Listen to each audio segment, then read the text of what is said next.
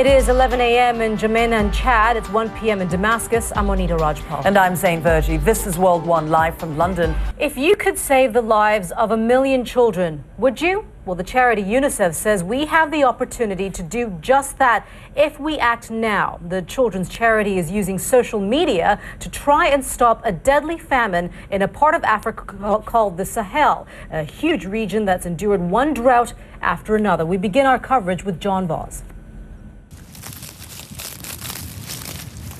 Windswept and arid, vast portions of West and Central Africa have become far too dry to sustain crops. She knows this region well. She's been covering the story for us. She joins us now here in the studio with more on that. Tell us about how it got to this point here. Well, aid agencies have been trying to ring the alarm on this for a while, post-Somalia, where, you know, an emergency threshold for malnutrition is 15%. Donors didn't start giving money in Somalia. Why do you think it is that situations like this just don't grab the headlines as they should?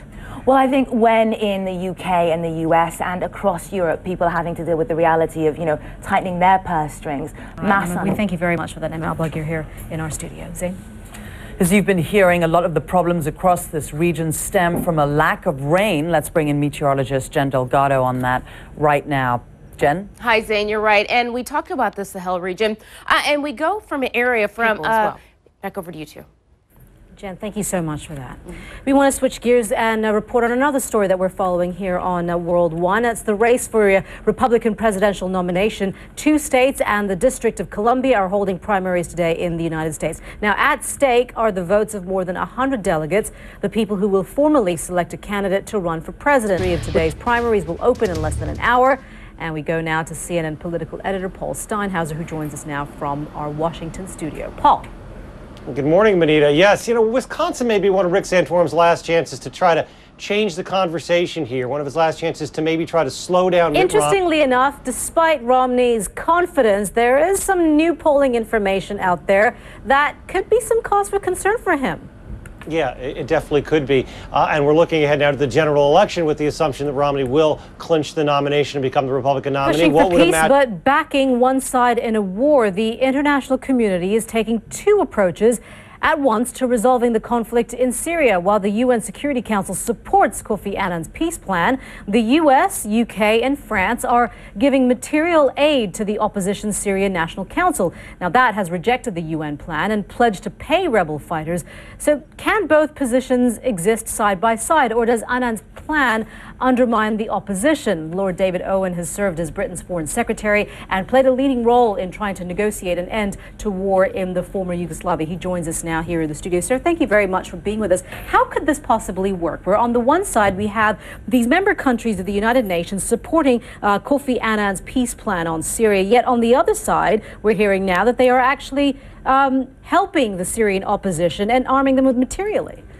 It's very untidy, as all this type of conflict is, and there are 2 elements here. There is the interesting thing, you were saying that you need a united voice within the United Nations to come up with some semblance of a message that will be adhered to, but when members of the United Nations themselves, the US, UK and France, saying, okay, well, we agree with you, Kofi Annan, and we back you, but yet on the side we're going to help out the Syrian opposition, that undermines Kofi Annan's plan, doesn't it? Yes, but Russia is also supporting and supplying arms to the Syrian government, and so I think that it's not quite as confusing as it may sound. But all right, Lord David Owen, sir, thank you so much for your time. I appreciate that. Pleasure.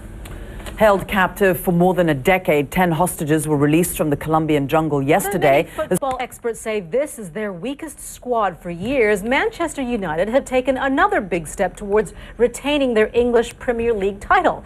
Alex Thompson's here to tell us how. Yeah, Alex. The critics have better stop sniping, haven't they? Manchester United manager Sir Alex Ferguson says his team's latest win typifies the history of the club.